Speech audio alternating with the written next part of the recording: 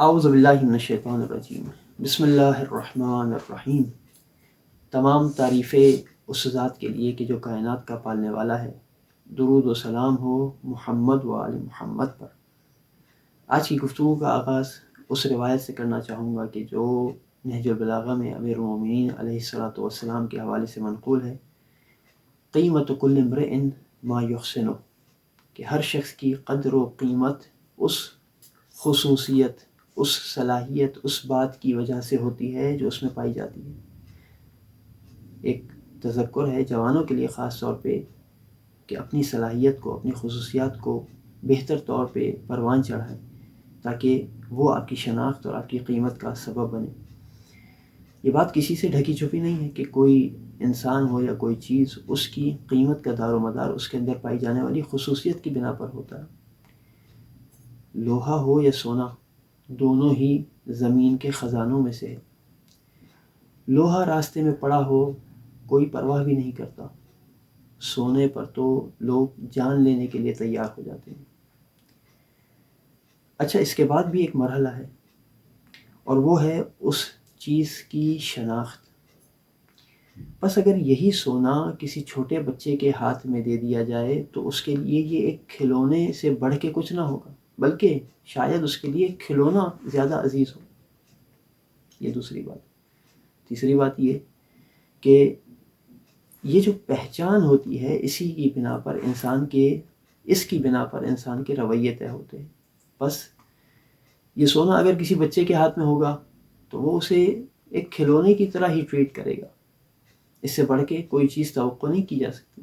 لیکن اگر کسی باشعور باہوش شخص کے ہاتھ میں ہو تو وہ اسے سنبھال کر دھیان سے استعمال بھی کرے گا، اس کی حفاظت بھی کرے گا۔ اس چھوٹی سی تمہید کا خلاصہ یہ ہے کہ چیزوں کی قیمت اس کے اندر پائی جانے والی خصوصیت کی بنا پر ہوتی ہے، کوالٹی کی بنا پر ہوتی ہے۔ نمبر 2، اس خصوصیت کے ساتھ، چیزوں میں خصوصیت کے ساتھ ہمیں اس کی شناخت ہونا بھی ضروری ہے۔ نمبر 3 یہ کہ اس شناخت کی بنا پر ہمارا اس کے ساتھ رویہ طے ہوتا ہے۔ مثالیں بہت ساری ہیں انسانوں کے اندر بھی، اگر ہم پہچانتے ہیں تو اسے اس کی ڈیو جو مقام ہوتا ہے وہ دیتے ہیں، اور اگر نہیں پہچان ہوتی تو پھر وہ مقام نہیں دیا جاتا۔ یہ قانون صرف چیزوں کی حد تک محدود نہیں بلکہ زمانوں، اوقات، مہینوں کے اندر بھی جاری ہوتا ہے۔ مہینوں میں سے وہ مہینہ جو تمام مہینوں کا سردار ہے وہ ماہ مبارک رمضان ہے، شہر اللہ کے روایت میں اسے کہا گیا سید الشہور، مہینوں کا سردار۔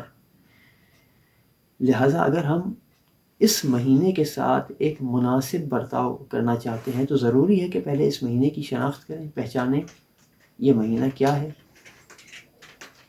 اور جب مہینے کو پہچاننا چاہتے ہیں تو سب سے بہترین طریقہ تو یہی ہے کہ ہم قرآن مجید اور ان احادیث کی طرف جائیں جس نے اس مہینے کی پہچان کروائی۔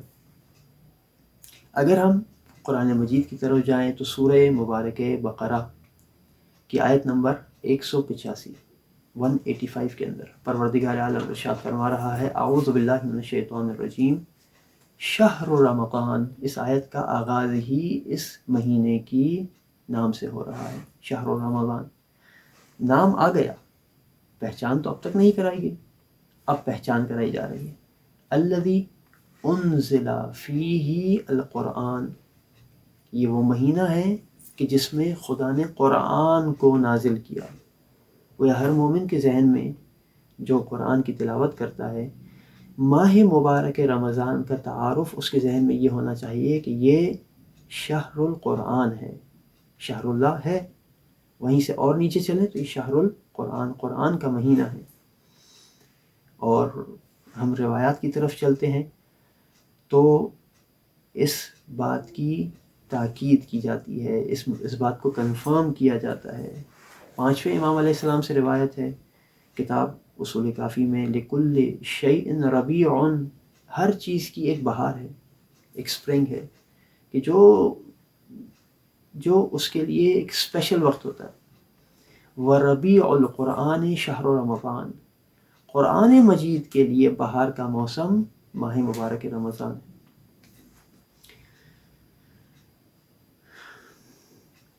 ایک اور روایت کے اندر چھٹے امام علیہ السلام سے ایک آیت کے بارے میں پوچھا گیا، ان عدت الشہور عند اللہ 12 شہرا فی کتاب اللہ یوم خلق السماوات والارض، یا یوم خلق السماوات والارض، کہ آیت یہ کہتی ہے کہ خدا کے نزدیک مہینوں کی تعداد 12 ہے۔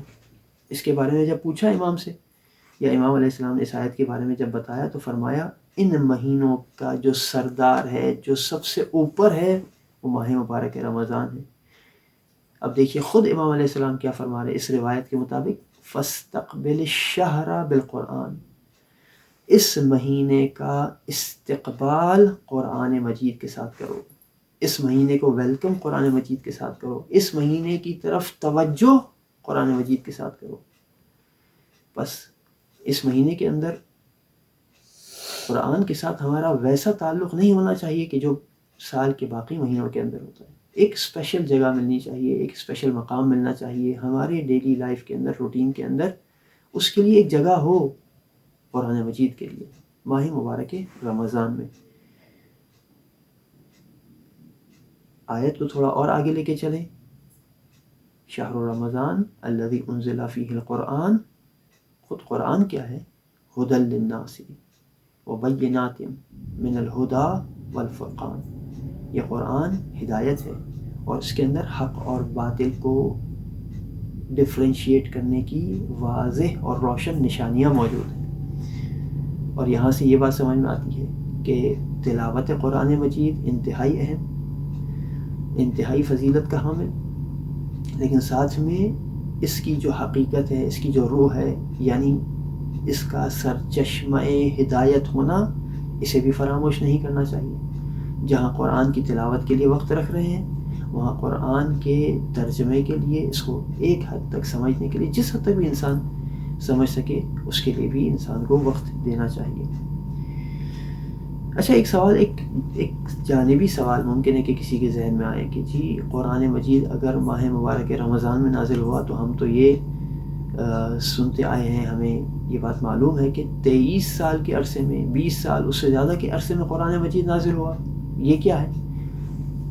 چند روایات اس حوالے سے ایک بات کرتی ہیں، اور وہ کہتی ہیں کہ جب پوچھا کسی راوی نے اسی بات کو لے کر کہ یہ کیا ہے، ماہ رمضان میں نازل ہوا ہے، بعض روایات کہتی ہے کہ اس ماہ کی ایک رات میں نازل ہوا ہے، اور جبکہ یوں دیکھے تو 20 سال اس سے اوپر کا زمانہ ہے۔ چھٹے امام سے پوچھا گیا اس روایت کے مطابق۔ اچھا، ایک اور بات کی جانب اشارہ کرو، ہم نے بزرگان سے یہ سیکھا کہ دیکھیں جب کہا جاتا ہے کہ روایت ہے، وہ خوب علم حدیث کے اپنے قوانین، اپنے پیمانے، اپنے معیارات ہیں، تو اس کا مطلب یہ ہوتا ہے کہ اس کے اندر ایک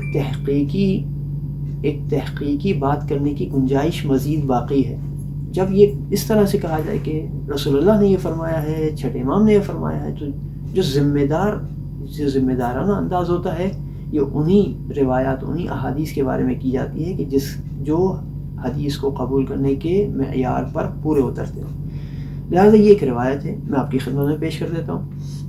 چھٹے امام سے پوچھا گیا اس آیت کے بارے میں کہ یہ کیسے ماہ رمضان میں نازل ہوا، جبکہ 20 سال کے عرصے میں، 23 سال کے عرصے میں نازل ہوا، تو اس روایت کے مطابق امام علیہ السلام فرماتے ہیں کہ ماہ مبارک رمضان میں قرآن مجید ایک دم ہی پورا کا پورا نازل ہوا، لیکن کہاں؟ بیت المعمور پہ۔ آپ نے سن رکھا ہوگا، قرآن نے بھی ذکر کیا، بیت المعمور پہ نازل ہوا، اور وہاں سے 20 سال کے عرصے میں یا 23 سال کے عرصے میں آہستہ آہستہ پروردگار عالم نے قرآن کو قلب مطہر پیغمبر اکرم صلی اللہ علیہ وآلہ وسلم پہ نازل فرمایا۔ خوب، یہ تعارف ہو گیا، ماہ مبارک رمضان کا تعارف ہو گیا، اور اس تعارف کو جوڑ دیا کس کے ساتھ؟ قرآن مجید کے ساتھ۔ قرآن مجید کا تعارف ہو گیا کہ ایک ہدایت کی کتاب ہے، حق اور باطل کو کے درمیان فرق کرنے کی، تمیز کرنے کی، ڈفرینشیٹ کرنے کی کتاب ہے۔ اب اس مہینے کا کیا حکم ہے؟ اس مہینے میں اور اضافی کیا بات ہے کہ جو آنی ہے؟ آیت کا اگلا حصہ کہتا ہے فَمَنْ شَهِدَ مِنْكُمُ الشَّهْرَ فَلْيَصُمْهُ، جو کوئی بھی اس مہینے کو پالے اسے چاہیے کہ وہ اس مہینے کے روزے رکھے، اس مہینے کے روزے رکھے۔ اس مہینے کے روزے رکھنے کا بہت عظیم اجر بیان کیا گیا ہے اور اس کو بہت اہمیت حامل ہے۔ پانچویں امام علیہ السلام سے روایت ہے، کتاب اعمال صدوق، امام فرماتے ہیں اس روایت کے مطابق انا للہ تبارک و تعالی ملائکۃ یا ملائکۃ موکلین بالصائمین، اللہ تعالیٰ کے بہت سے ملائکہ ہیں، بہت سے فرشتے ہیں، الگ الگ کاموں پہ مأمور ہے۔ ایک گروہ ملائکہ کا وہ ہے کہ جن کا ڈپارٹمنٹ کیا ہے، جن کا ڈپارٹمنٹ روزے دار ہے، جو روزے رکھتے ہیں۔ یہ کیا کرتے ہیں؟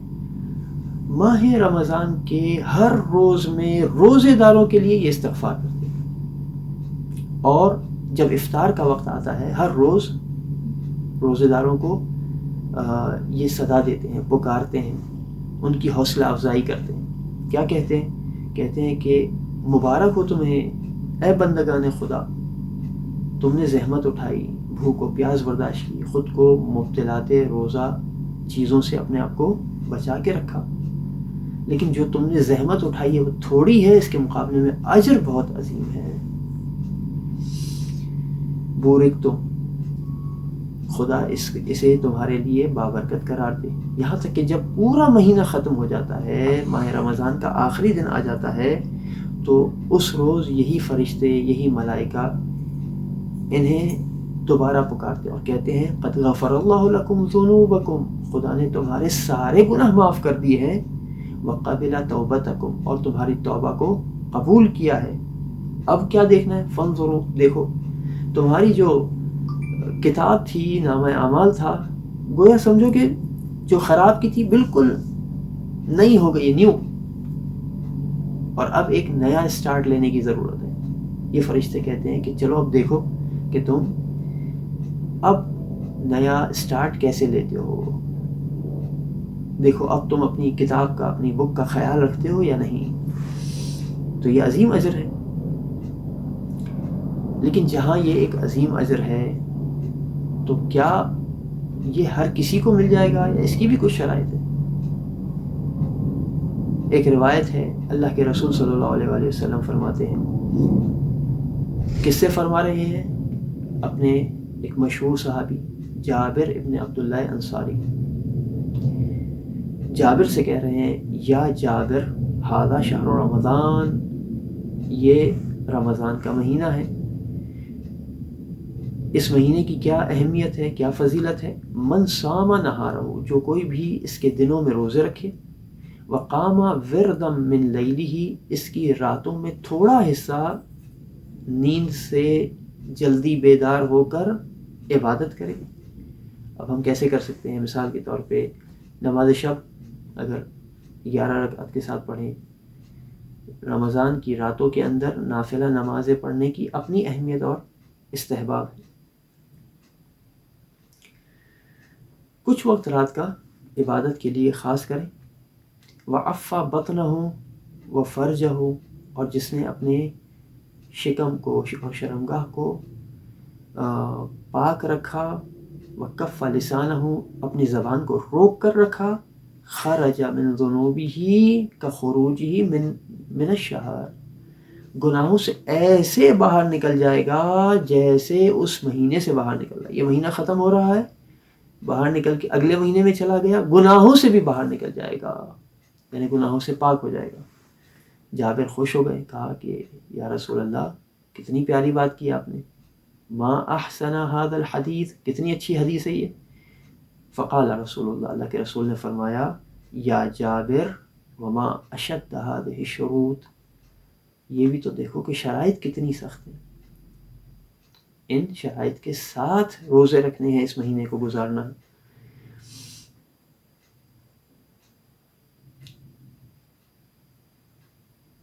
چھٹے امام سے ایک روایت ہے، امام نے فرمایا کہ جب تم روزہ رکھو تو صرف تمہارا پیٹ روزے سے نہ ہو، فَلْيَصُمْ سَمْعُكَ، تمہارے کان بھی روزے سے ہو، آنکھیں بھی روزے سے ہو، اور ایک ایک کر کے ساری چیزیں گنوائی، تمہاری یہ ساری چیزیں روزے سے ہونی چاہیے۔ اور فرمایا ایک بالکل ایک جنرل فارمولا دے دیا ہمیں اس مہینے کے لیے کہ دیکھو لا یکون یوم صومکا کا یوم فطرک، تمہارا وہ دن جس سے تم روزے سے ہو عام باقی دنوں جیسا نہیں ہونا چاہیے، الگ ہونا چاہیے، ڈیفرنٹ ہونا چاہیے۔ ایک اور روایت میں چھٹے امام علیہ السلام نے فرمایا کہ ان الصیام لیس من الطعام والشراب وحدہ، روزہ صرف بھوک اور پیاس کا نام نہیں ہے۔ جب تم روزہ رکھو تو اپنی زبان کی حفاظت کرو، اپنی نگاہوں کی حفاظت کرو، آپس میں نہ جھگڑو، آپس میں حسد نہ کرو۔ یہ چیزیں بطور مثال بیان کی گئی ہے، ورنہ مقصد کیا ہے؟ مقصد یہ کہ تمہارا اپنا پورا وجود روزے سے ہونا چاہیے۔ پھر امام نے ایک واقعہ بیان کیا، کہا کہ ایک دفعہ اللہ کے رسول نے ایک عورت کو سنا، وہ اپنی خادمہ سے، اپنی نوکرانی سے، اپنی کنیز سے بد زبانی کر رہی تھی جبکہ وہ روزے سے تھی۔ اللہ کے رسول نے کھانا منگوایا اور اس عورت سے کہا کہ کھاؤ اسے، تو کہنے لگی کہ یا رسول اللہ میں تو روزے سے ہوں۔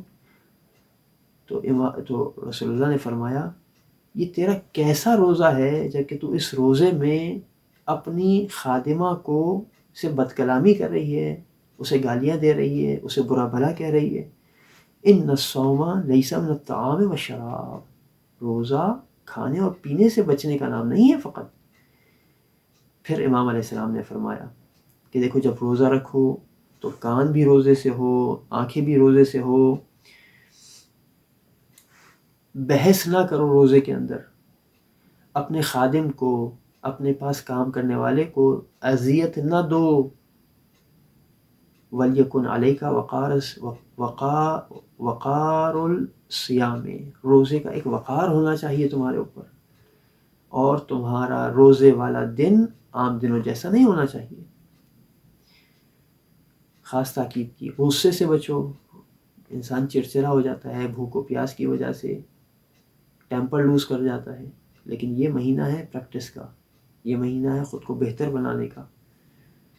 ایک اور روایت میں اللہ کے رسول سے روایت ہے، فرمایا ما من عبد صالح یشتم، جب بھی کوئی روزے دار روزے سے ہو، کوئی اس کے ساتھ بد کلامی کرے، کوئی اسے برا کہے، تو سامنے سے اس کا جواب برائی میں نہ دے، عام دنوں میں بھی نہیں دینا چاہیے، لیکن خاص طور پہ جب کوئی روزے دار اس سچویشن میں آ جائے، کوئی اس کے ساتھ بد کلامی کر رہا ہے، زبان درازی کر رہا ہے، برے الفاظ استعمال کر رہا ہے، اور وہ سامنے سے پلٹ کے کیا کہے؟ وہ کہے کہ میں روزے سے ہوں، سلام علیکم، تم پر خدا کی سلامتی ہو، میں تمہیں برا نہیں کہوں گا، میں بد زبانی نہیں کروں گا جس طرح تم نے میرے ساتھ کیا۔ رسول اللہ کی اس روایت کے مطابق رسول فرماتے ہیں کہ جو کوئی بھی ایسا کرے، پروردگار عالم یہ کہتا ہے کہ میرے بندے نے روزے سے پناہ حاصل کی، میں نے اسے جہنم کی آگ سے پناہ دے دی۔ یہ مہینہ فضولیات سے بچنے کا مہینہ ہے، اجتناب کرنے کا مہینہ ہے۔ کہ ایک روایت میں ارشاد ہوا کہ چوتھے امام علیہ السلام کے بارے میں بیان کیا گیا کہ جب کبھی بھی ماہ مبارک رمضان ہوتا تھا، لم یتکلم الا بالدعاء، وہ بات ہی نہیں کیا کرتے تھے مگر یہ کہ ان کی بات، ان کی کہی ہوئی بات یا تو کوئی دعا ہوتی تھی، او تسبیح ہے یا وہ کوئی تسبیح ہوتی تھی، او الاستغفار ہے یا استغفار ہوتا تھا، او تکبیر ہے یا پھر وہ تکبیر ہوتی تھی، خدا کا ذکر ہوتا تھا۔ فَإِذَا أَفْطَرَ، جب وہ افطار کرتے تھے تو کہتے تھے اللہم ان شئت ان تفعل فعلت، پروردگار اگر تو رحمت دینا چاہتا ہے تو مجھ پر رحمت نازل فرما۔ ایک اور روایت کے اندر چھٹے امام سے یہ روایت ہے، فرمایا لا ينشد الشعر بلیل، شعر کہ رات میں شعر نہ کہا جائے، ماہ مبارک رمضان میں شعر نہ کہا جائے، اور رمضان میں نہ دن میں شعر کہا جائے نہ رات میں شعر کہا جائے۔ ممکن ہے کہ اس سے سمجھ میں آئے کہ وہ چیزیں کہ جس کا تعلق فضولیات سے ہو یا غیر حقیقی اور غیر اہم چیزوں کے ساتھ ہو، ایسی چیزوں سے ماہ مبارک رمضان میں اجتناب کرنا چاہیے اس روایت کے مطابق۔ اور جس طرح سے امیر المومنین علیہ الصلوۃ والسلام سے روایت ہے کہ فرمایا علیکم فی شہر رمضان بکثرت الاستغفار، ماہ مبارک رمضان میں کثرت سے استغفار کرو، والدعاء، اور کثرت سے دعا کرو۔ فاما الدعاء فیدفع به عنکم البلاء، جب تم دعا کرو گے تو اس دعا کی وجہ سے تم سے بلا اور مصیبت دور ہوگی۔ واما الاستغفار فیمحا اور یمحی ذنوبکم، اور جب استغفار کرو گے تو یہ استغفار تمہارے گناہوں کو کم کرے گا، تمہارے گناہوں کو معاف کروائے گا۔ آخر میں بس ایک دعا کی جو امام علیہ السلام نے ماہ رمضان کے حوالے سے بیان کی، اور یہ دعا بھی چھٹے امام علیہ السلام سے ہے۔ فرمایا کہ جب راوی کہتا ہے کہ جب چھٹے امام فرماتے ہیں کہ جب ماہ مبارک رمضان آئے تو تم یوں دعا کرو خدا سے، کہو اللہم قد حضر رمضان، کہ رمضان کا مہینہ آ گیا ہے، وقد افترضت علینا صیامہ، اے خدا تو نے اس مہینے کے روزے ہم پہ واجب کیے ہیں، وانزلت فیہ القرآن، اس مہینے میں تو نے قرآن نازل کیا ہے، اللہم اعنا علی صیامہ، پروردگار اس مہینے کے روزوں میں ہماری مدد کرنا۔ مدد کرنا یعنی اس مہینے کے روزوں میں روزے کی وجہ سے بھوک اور پیاس برداشت کرنے میں مدد دینا، بالکل دینا۔ دیگر جو مبتلات سے پرہیز کرنا ہے اس معاملے میں مدد دینا، بالکل مدد دینا۔ لیکن باقی روایات کو دیکھ کے محسوس ہوتا ہے کہ نہیں، صرف یہ روزہ نہیں بلکہ جو روزے کی حقیقت ہے، پورے وجود کا روزہ، اس میں بھی پروردگار ہماری مدد کرنا۔ وَتَقَبَّلْهُ مِنَّا، اور اسے ہم سے قبول فرمانا، وَسَلِّمْهُ مِنَّا، اور اس مہینے کو ہم سے محفوظ رکھنا۔ ظاہراً مہینے کو ہم سے محفوظ رکھنا یعنی ہم کوئی ایسا کام نہ کرے جو اس مہینے کی حرمت کے خلاف ہو، اور جو بھی محرمات ہیں وہ سارے کے سارے اس مہینے کی حرمت کے خلاف ہیں۔ وَسَلِّمْنَا لَهُ فِي يُسْرٍ مِّنْكَ، اور ہمیں اس مہینے کے لیے محفوظ رکھنا، سلامتی میں رکھنا۔ إِنَّكَ عَلَى كُلِّ شَيْءٍ قَدِيرٌ، تو ہر چیز پر قادر ہے، یا ارحم الراحمین، کہ تو رحم کرنے والوں میں سب سے زیادہ رحم کرنے والا ہے۔ اسی دعا کے ساتھ اس گفتگو کا اختتام کرتے ہیں۔ وآخر دعوانا ان الحمد للہ رب العالمین۔